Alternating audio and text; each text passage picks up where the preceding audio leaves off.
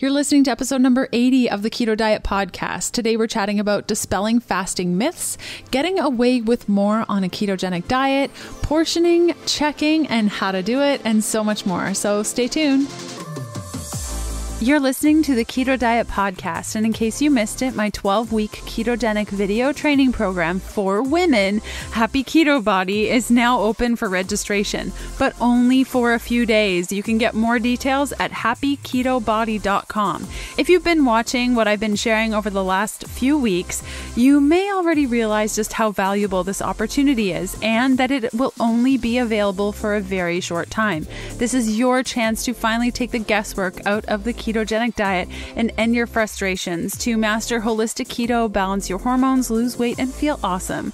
When you join Happy Keto Body, you'll get access to the entire 12-week program with over 21 hours of totally new online video modules, access to convenient blood work testing and analysis by a doctor, 12 in-depth special guest interviews, downloadable worksheets, recipes, and meal plans to streamline your keto day every day, plus a supportive community of keto sisters to motivate and encourage you along the path to pure keto joy. And you get a bunch of free guides with your membership, including high carb to keto food swaps, how to calculate your macros, traveling with keto, unplanning your keto meals, customizing fat intake for optimal weight loss, learning how to eat intuitively, and so much more. In total, you get access to over $200 in free bonuses. When you discover the perfect keto plan for you using Happy Keto Body, it makes all the difference between struggling, feeling frustrated, and falling off the wagon, or overcoming your frustrations and imbalances to finally get the healthy, sexy body you want. All details can be found at happyketobody.com, and I'm super excited to see you on the inside. Okay, now on to the podcast.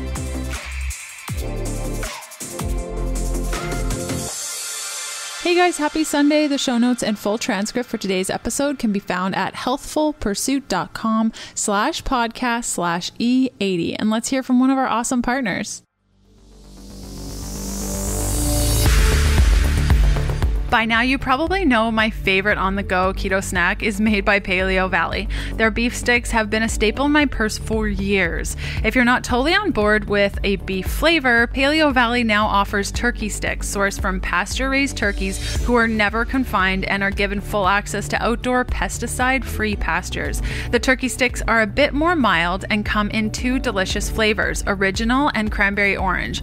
All Paleo Valley sticks are naturally fermented and contain 1 billion probiotic CFUs for a natural boost in gut health, plus they're gluten, soy, dairy-free, and 0 grams of sugar. Paleo Valley is offering 20% off their fermented stick snacks to listeners of the Keto Diet Podcast. Just head on over to paleovalley.com/keto to receive your instant 20% off. Unsure of the link? Simply check out the show notes of today's episode to get all the details.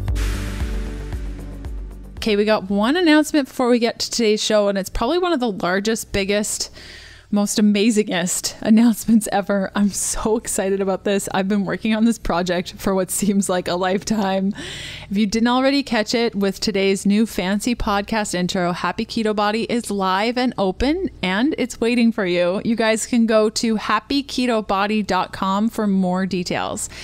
Okay, today's guest is Keith Norris. He's a former standout athlete, a military vet, and an elite strength and conditioning expert with over 35 years of in the trenches experience. As a serial entrepreneur in the health and wellness space, he is the owner, co-founder, and chief development officer of the largest paleo conference in the world, PaleoFX. PaleoFX will be in Austin, Texas from April 27th to 29th. And if you haven't gotten your tickets yet, you have to. It is a really fun event, and there's going to be a bunch of amazing speakers and a bunch of great brands. It's always a good time. Unfortunately, I'm not going because of Happy Keto Body and the launch and just the craziness around that. But time is running out to get your tickets, and you can get them for 20% off for a very limited time. I will include a link to the show notes where you can grab that discount. As well, Keith is a partner in one of the most innovative lines of boutique training studios in the nation, Efficient Exercise. He's also a partner in the ARX Fit training equipment and a founding member of ID Life. In his spare time, he authors one of the top fitness blogs in health and wellness sphere, Theory to Practice. So without further ado, let's cut over to this chat.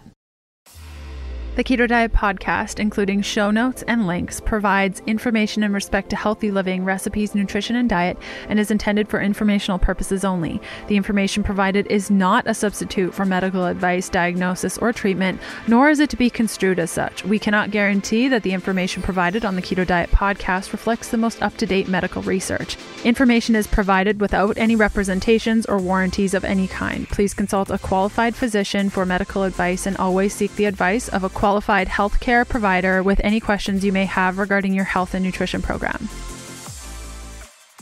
Hey Keith, how's it going? Hey Leanne, it's going fantastic. How are you? I'm so good, and I'm really happy you're on the show today. It's about time. I am thrilled. And for listeners that may not be familiar with your work, why don't you start off by telling us a little bit about you? Yeah, so I guess for the purposes of our discussion here, I am the co-founder and co-owner of PaleoFX. A little bit of my background, I am a lifelong athlete. I played college football, and I really got into the strength and conditioning aspect of college football because I was one of those kids who had to train to stay on the field. I wasn't just somebody who could get by without training and not hope to compete with the best of the best. I actually had to train to be there. And so I looked at every possible way to increase performance. Yeah, so that led into a lifelong obsession with just human performance in general. And as I started to get a little bit older and some would argue wiser, I don't know if that's necessarily true, but that drive for added performance started to turn into a want for health and longevity kind of over the sporting performance aspect. And so, in the last 20 years or so, I've moved more towards that aspect of, I dealt in training collegiate football players, volleyball players, and I love the competitive aspect of sport. It just, to me, it's just raw and pure and it's unimpeded. But I now see the value in the overall health aspect of training. And just as an aside, just because someone is a fantastic athlete does not mean they're healthy. And I would just throw that out there to people. So you don't have to be this fabulous athlete that's posting up PRs all the time to be very healthy. And in fact, it's quite the opposite, to where these people who are high performing athletes are, they're like Ferraris. They're just one bolt shy of a catastrophe. And if you look at their blood work is pretty sketchy, because they're living life at the edge. And to be a competitive athlete, you have to live life at the edge. And, that's why competitive athletes don't stay competitive for very long, because the human body just can't keep up with that battering like that. So, yeah, so that's a very long answer to say I've shifted into the health and wellness side of things much more than I have the competitive side of things here of late. Amazing. And you guys are doing great work in both the paleo and keto space. So thanks for that, for bringing that information to way more people. It's so great. Well, thank you very much. It's been a blast. It's been so much fun. And especially since we've kind of, personally, making this shift more into the keto side of things has been a very, very interesting transition. So that's been very, very cool. And we're going to chat all about that today. And before we get started with the questions that I have for you, I like to ask every guest, what does keto mean to you? For me personally, keto means ease. And I am a super, super busy person. The business side of things is one aspect of my life, but I still love to train, and I'm still on the go, all day long. And it is, most people look at my schedule and they're like, you're freaking crazy. There's no way you can keep up that kind of schedule. And I don't do it I don't see it as a grind. I see it as an opportunity. So every moment I have, I'm engaged in something. And for me, keto allows me the freedom to not be tied down to specific times of day where I have to eat. And it frees me from brain fog. It frees me from the whole hangry thing, at midday. So my day can pretty much just go seamlessly, and I eat when I'm hungry. And also, I don't have this massive belly bloat from having to stuff in a lot of calories that would otherwise have come, in many, many years past. And it's been forever since I've relied on refined carbohydrates. But there was a time in my life when I pretty much ate like everybody else. It's where I would have that, and to horse down enough calories to get me through the day, I had to eat a lot volume wise. And I don't have to do that anymore. So for me, it's freedom. And on top of that, it's the fantastic health benefits that come of it. So, it's kind of the best of both worlds for me. Awesome. And so the way you see it, you mentioned just a little bit the transition between paleo and keto. What are the differences between paleo and keto? Yeah, so I see keto as a subset of paleo. And paleo being, we can all agree in the keto camp and the paleo camp, which again, I see is just we call it a sub-tribe within the overall tribe of the paleo camp. But, I see it generally as a macronutrient thing. So obviously on the keto side of things, we're going to have a high fat, moderate protein, low carbohydrate diet. Whereas if you flip it back around to the paleo side of things, it's pretty much macronutrient agnostic. So, I have friends and associates who, when you look at their overall diet, it looks like a pescatarian diet, right? There's a lot of vegetable matter. There's a lot of starchy matter and a smattering of like fish and seafood. Okay, well, in my mind, that is you could call it pescatarian, but in my mind, that looks very much like a paleo diet because they're not eating grains and they're not eating sugar, but that would definitely not be a ketogenic diet. And so, those are kind of the extremes on each end. I think for myself that I have played with a ketogenic diet, not really knowing it was a ketogenic diet or not.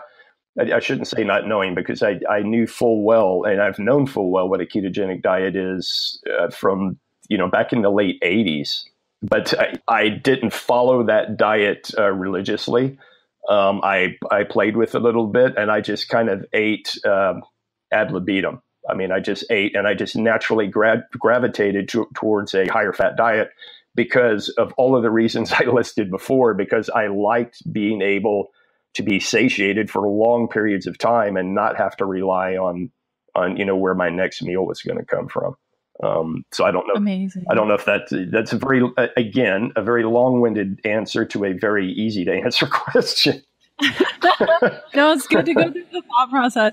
I agree with you. When I first found keto, I had been dabbling in paleo and I wasn't getting the results that I wanted. And when I saw keto, I saw it as being a completely different eating style. And I made it so overly complicated when really it was just like, where you're eating carbs, eat fat, and where you're eating fat, eat carbs, and just do a total swap. And it's really an adjustment on a paleo diet. If you're doing it a whole foods based approach, which I found that will be better for you in the long run than some of the keto approaches that we've all seen on Instagram and other places where it's like, no, you probably shouldn't be eating that right now. Although it's keto, it's probably not safe for you. So how is your relationship with fasting? And was it something that you started when you were keto, or did you play around with it with paleo too? Or how did that all come about? The whole fasting thing came about for me. I think, and if I go back to when I would consider myself more paleo, it was still a pretty high fat diet. It might not have been high fat to keto standards, but it was still a pretty high percentage of fat. And so my personal take on fasting is I eat when I'm hungry and the opportunity is there. So and I'll give you a for instance, most days I get up in the morning, I do my thing. I will have coffee, water, and I won't actually eat anything until, well after what most people would consider lunch. So it's, past noon for sure. And a lot of times into the, 2:00 in the afternoon. And I generally get up around 7. So if that gives you an idea of how long my morning fast is, but it's not all the time. For instance, I got up this morning and I was hungry. So I ate, and I really don't give it a whole lot of thought. It's unusual that I'm hungry when I get up in the morning, but today was one of those days. And so, I don't worry a whole lot about it. I had some beef sausage and eggs cooked in real butter. And, I probably won't eat again today until we eat dinner tonight, and that'll be around 6:00. So that gives you, just an idea. For me, it's not hard and fast. I don't make any rules, which probably fits my personality because I am not a rule follower. In fact, if you give me a rule, I'll figure out a way around it. It's just my personality. I am just allergic to rules or can't do's, and every time this subject comes up, I give a shout out to my mom. Mom, I'm sorry. I was just that kid. But it was anytime I was confronted with you can't do this, or you shouldn't do this, or a rule, that was like a challenge to me. Okay, well, that means that's something I am going to do. I am going to challenge, and I am going to try to figure out a way around. And for me, on the diet side of things, that has worked very, very well for me because I didn't have those rules, and it allows me the freedom to do all the creative things that are very, very important to my business and very, very just important to my mental and emotional health. And, this diet, this lifestyle allows me to do that. And again, this all comes back to, I don't have to plan specific time during the day where it's like, I've got to eat, or I'm A, going to be unproductive, or B, going to be hangry. And so it gives me the liberty to be able to do that and stay healthy. Now, on the other side of this, I should point out that I have always been healthy my entire life. So I don't have any medical conditions that would necessitate me really, really clamping down on my diet or eating within specific times or anything like that. So I realize there are people out there who do have to be a little bit stricter and more structured in their dietary practices, but that's just not me. More on my interview with Keith Norris after this message from one of our podcast partners. I like to take extra precautions to support my gut during cold and flu season. The stress of daily life, work, and traveling can take a toll on anyone's immune system, and none of us have time to get sick, am I right?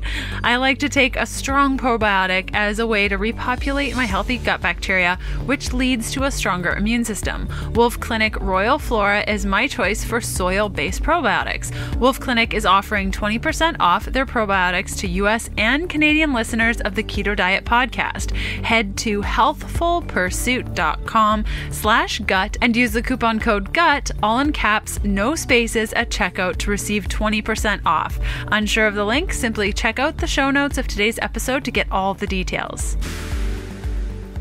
What sort of myths did you encounter with fasting? I know that, and this could just be, when keto was first coming out, I would chat with some of my paleo friends and they'd be like, oh, no, that's really unhealthy, and the fasting and things. And I think things have changed specifically in the paleo community and keto. And now we're kind of almost best buds, which is great. Yeah. What kind of myths did you encounter when you first started fasting? Well, probably the first myth that I encountered, just because of the demographic that I hang around, was, dude, you're going to lose muscle mass. That is the quickest way. That's the quickest way to lose muscle mass, is to not eat or to fast. And I, to be honest, maybe 15 years ago, I would have believed that. And I would have been in that camp that to be able to maintain muscle mass, you have got to eat fairly regularly. Again, it was never the rule follower. I was never of the bodybuilding mindset that you had to eat every 2 hours, that kind of a mindset. But I was definitely of the mindset that, dude, you're going to go, 16 hours without eating? That seems a little extreme. And yeah, I can see that affecting your muscle mass on the other side of that. And that's probably something that the biggest myth that I have in my own mind dispelled, simply because now that I do longer fasts, it has not affected my muscle mass in the least bit, which, like I say, 15 years ago may have been very, very counterintuitive to me, because I was looking at this whole energy, if you want to call it the energy balance, which we know is not a true representation of what's going on in the body. But if we want to look at it that way, just for conversational ease, the body doesn't work on a short clock like that. The body works over the long haul, and, not eating for 16, 20 hours a day and getting the bulk of your calories in a very short window, the body really doesn't care a whole lot about that. So, that was one of the biggest myths that was dispelled. I'm trying to think of another myth, and I think kind of tied to the muscle mass thing would have been the metabolism idea that fasting like that would, quote unquote, slow your metabolism. And I don't think that has panned out either, for the same reasons. The body works on a longer clock than what maybe, our minds think it does. Yeah, I completely agree. For me, it was definitely the metabolism piece. And I was terrified of it too, but I just went for it and it's been fine for the last 4 years. So I think we're on to something. Yeah. Do you test your ketones? And if so, do you find that fasting affects your ketones? I used to test ketones just out of curiosity, and it kind of didn't matter. Let me back up and say, I would test them in the morning because that's when I had the opportunity. I'm pretty much on the go after I leave the house in the morning, and I just didn't want to hassle with, taking a tester with me or anything, to be quite honest. But I would test them out of curiosity in the morning, and it kind of didn't matter what I ate in the short term. I was always, and this is my blood levels were always around between like 0.3 and 0.5 every morning. And my glucose reading was always, 80-ish in the morning. It kind of didn't matter what I ate the night before. Now, I'll back up and say 95% of the time, if not more, if you look at my diet, it is a ketogenic diet. You would look at my plate and go, wow, that's, it's a ketogenic diet. But every now and again, I will go off the reservation and have like a hamburger and fries or, something. That's pretty much my going off the reservation meal. Is I love a greasy hamburger and just old school fries. And every now and again, I'll have that. It's very, very rare, and the circumstances have to be right. And, the sun and the moon and the stars align, and it just is one of those things that happens. But the curious thing about that is it doesn't affect my A, glucose, or B, ketone levels the next day. And that's not to say I could do that all the time and have that same result. This is just a result of a body that has been accustomed to this way of eating and is just very, very resilient at this point to an assault. And I would consider that type of a meal an assault on the body. I'm not doing it thinking in any way that it's healthy. I'm doing it just because, I like to have a tequila now and again. I like to have a hamburger and fries now and again. And I think that's to say that if you treat the body well over the long haul, you can get away with assaults now and again, and it snaps right back. That's what the body does. It's very, very adept at that. And it's in the same way that it's adept at rebounding from other stresses that we might consider more beneficial. That being the stress of weight training or something like that. So, the body is built to rebound from those types of stresses if they're not chronic stresses. And I think that's the key. You just don't want that kind of stuff to be chronic. Yeah, that's the major takeaway. Like once I find now that my body's pretty balanced, like I still deal with some issues, but not like it was 5 years ago. I can get away with more and I have a little bit more leeway. Whereas before, like if I have a couple baby tomatoes, I don't really feel joint pain. But a couple of years ago, if I were to have even like a slice of a baby tomato, it would be like game over. I'd be in so much pain. Yeah. So I don't abuse that. Yeah, no, totally. But if I accidentally have tomatoes in a salad, then it's not like, oh shoot, send back the salad. That'll make me really sick. So it just allows you to live your life a little bit more. But I think you said it. And really I think well. the other part of that is psychologically, you don't crave the stuff that hurts you very often.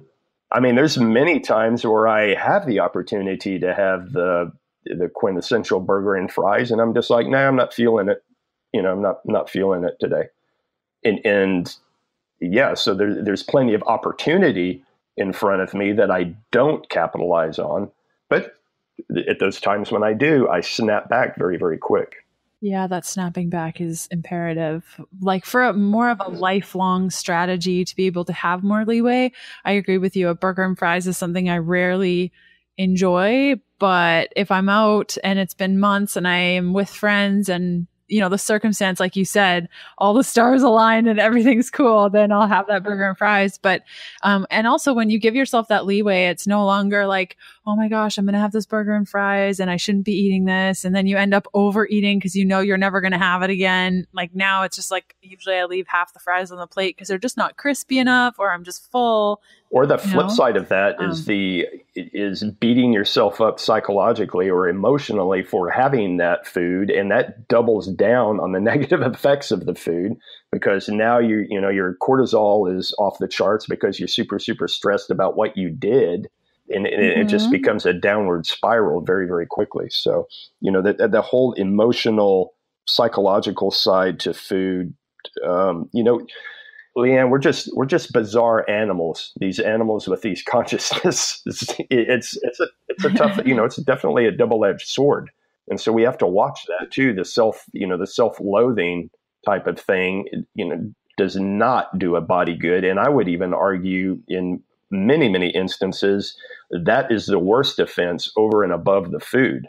So, and I mean that's a whole other topic, but it's very, very true. Oh, it definitely does. The amount of times I would eat something like even on a ketogenic diet, going over 5 grams of carbs and how stressed that would make me for days, like days. Yeah. So it's really not worth it. More on my interview with Keith Norris after this message from one of our podcast partners. I love being Canadian, the home of the true North, strong and free. But gosh, am I jealous that y'all in the US get access to Thrive Market. For all of my pals south of the border, my friends at Thrive Market are offering you $20 off your first 3 boxes of groceries, plus free shipping and a 30-day free trial. That's a total of $60 in savings, equivalent of over 3 tubs of collagen or over 4 free pounds of cacao butter, or get this, a half year's supply of free digestive enzymes, all for switching to Thrive Market for your online grocery needs. So on top of their everyday wholesale prices, the extra $60 off your first 3 orders plus free shipping, you're going to transform a regular $100 grocery run into an $80 Thrive Market order for 3 months in a row for the same amount of things. Go to thrivemarket.com/keto to get your instant $60 off, free shipping, and a free 30-day membership. This offer is available to new Thrive Market customers only, and if you're unsure of the link, simply check out the show notes for today's episode to get all the details. So to get back to fasting, what sort of methods have you tried? It sounds like you, like me, you kind of just like, when I'm not hungry, I don't eat. And if it's 24 hours, great. If it's 18, cool. You don't really care. Yeah, it's very, very much like that. It's very, very loose. And again, that is a freedom for me because I'm already healthy. And I get it when, if people are doing this to try to lose weight, if people are doing this because they have a medical condition, you have to be a lot tighter on this. But for me right now, it's just a point of flexibility and freedom. And to me, that means everything. And so, after we get done with this podcast, I hop on my bike and I start my commute, and I'm probably going to go lift. I'm going to do a lot of paleo FX work after this. Nowhere on my radar until 6 o'clock tonight when I know we have dinner plans, a business dinner. Eating is not on my radar at all. It doesn't affect my day. It's nowhere, it's nowhere within my plans. I think the only time though that I make a plan to fast or somehow manipulate my diet to accommodate a longer fast is if I'm traveling. And so if I'm going to spend the day in the airport and I know that, it's your food choices in airports, although they've gotten better in the last few years, which is really, really cool to see, they're still not the best. And so whenever I'm traveling, I just plan that I am not going to eat. And now that travel may be a couple hours. Okay, that's cool. That's a normal day for me. But sometimes the travel is an all day long thing that I'm like, okay, I'm going to have to eat a pretty good sizable meal before I leave and just assume I'm not going to eat again for 24 hours. And that's probably the only time that I plan out a fast. But other than that, yeah, it's pretty loose, and it just flows right along with my life. Yeah, I feel like two peas in a pod. I agree with you. That's the only time I plan my fasting is if I'm going overseas, especially like if I know I'm going to be in the air all the time on book tour. Like I know when I'm on tour and I'm going back on tour in June, it's like I don't eat in the day. Like when I'm presenting and I'm doing my stuff, I haven't eaten all day. And after the tour around 10 p.m., I have my only meal. I go to bed and I repeat. And it's so much easier. Like you said, it's not like the eating part is no longer part of your day. And I think a lot of people, would you agree, make the mistake when they start keto of like, day one, now I'm keto, I'm eating low carb, high fat, and I'm fasting. And they're like forcing themselves to fast. And like now there's fasting calculators where you can time yourself and it'll alert you when you're allowed to eat. It's like, guys. Yeah. And I'm a little bit of mixed opinion about this because I do realize the value in tracking, at least initially for people, especially like food calculators, right? So for instance, Michelle is going through this period right now where she's trying to dial in on portions, right? So because she's realized that she really doesn't have, and this is someone who's been in the game for a long period of time, right? But even she has realized that, wow, I have really underestimated or overestimated in some cases, depending on how you want to look at it, what a portion is. Right. And so she's backing up and taking the time to weigh and measure for a while so that she can now come to grips with how much a portion of whatever is, what is an entire avocado? What is a normal size avocado? What is the weight associated with that? Those kind of ideas where I kind of don't care. I mean, I just eat, like I say, ad libitum. I know what a good food is, and I'll eat into the satiation. But she wanted to dial this in more and see what that is. So she's been tracking. So, and especially in those instances where people come to this from a sad diet or some kind of a transition, or they're coming into it, they haven't had a healthy relationship with food at all. And back when I was training more, I used calculators for this purpose, to get people to realize what a portion was, how much they were actually eating during the day, and to help them wrap their minds around it, with the idea that as soon as possible, we're going to transition away from tracking, because I don't want you to be married to this. I want you to be able to go by feel. I want you to be able to eyeball stuff, because you're going to have to live a life in some kind of a normal day-to-day existence if this is going to stick. For the short term, we might need this tool to be able to get you there, but we don't want to keep this as a long-term thing. As it applies to fasting, this is where I've seen this go off the rails. So here's a scenario for you. I'm training a 40-year-old female, single mom, 3 kids. She's an attorney. She's working 70 plus hours a week at the firm, and she's a type A personality. She's recently transitioned to keto, even though I have told her, let's not do that just yet. Can we just not worry about that right now, because you have so much other on the plate, because this is just going to add to your stress levels. It's one more added thing that is going to be added to your stress level that's going to affect your cortisol, and you're already a type A personality. And these are the type of people who are going to do this, by the way. But no. Mm-hmm. And on top of all that, now she wants to throw in this intermittent fasting aspect. And so this is a very person who's going to get the app that's going to force her into these windows of eating. And it goes off the rails so quick. And it's because we're just hyper focused on trying to be perfect with this. And all it does is add another stress into the whole mix. and it doubles down on a bad relationship with food. And so this is, you have to kind of to unravel all these knotted twine, that are in this knotted ball of twine. You're trying to unravel all of this stuff, and it just becomes a mess. And so then what would happen is, now this person, because of all this added stress, and this is one more thing they're having to deal with, and a type A personality already, now they start to have hormonal issues, right? And then they blame the hormonal issues on A, age, or B, that they're not doing the diet hard enough, good enough, or they're not fasting hard enough, good enough, all of these other things that are just doubling down on the condition that has now erupted. It's very hard to back somebody off the cliff of that, because that's our type A culture, right? To diet better, diet harder, fast longer.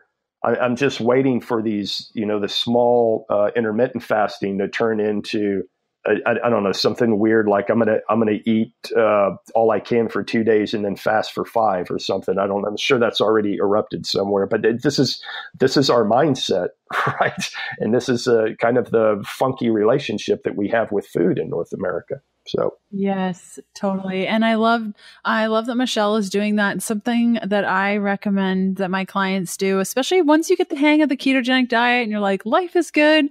Once a month, like maybe for 3 days, start portioning out your food and weighing and tracking, and just kind of get a sense of where you're at, because sometimes our eyes become a lot bigger and all of a sudden half a avocado is now all that stuff, and like a whole head of broccoli, it's one serving of broccoli, and all of a sudden your portions are off, and then, your energy is off, you're not sleeping, and it's like, okay, go back to basics, like 3 days out of the month, track, weigh, and it can be good to kind of like dial in on your portioning, and just a really easy way to just like check yourself and see how things are going if you have specific goals in mind that revolve around it. Every now and again for a hoot, I'll kind of weigh and measure my stuff, and it would floor people the amount, and not because I'm just not a big carbohydrate eater. I mean, every now and again, like I say, I'll have the full-blown bun on the hamburger, right? Which is like a massive carbohydrate load for me. But I'm just not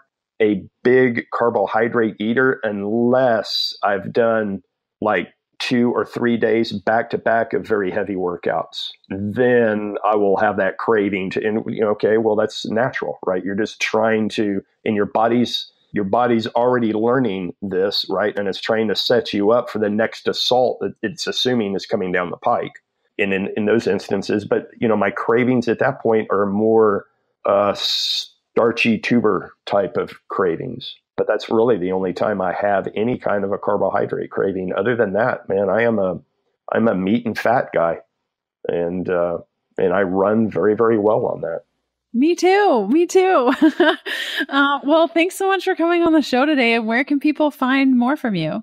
Well, I would encourage everybody to go to www.paleofx.com. That's where that's our webpage. I am also on Facebook, Keith Norris on Facebook. I'm also on Twitter, Keith Norris on Twitter, and Theory to Practice with a number 2, Theory to Practice on Instagram. Perfect. We will include all of those links and everything over on the show notes, which you guys can get at healthfulpursuit.com/podcast/E80. And thanks again for coming on. Thank you, Leanne. It was wonderful to be on. Wonderful to talk to you.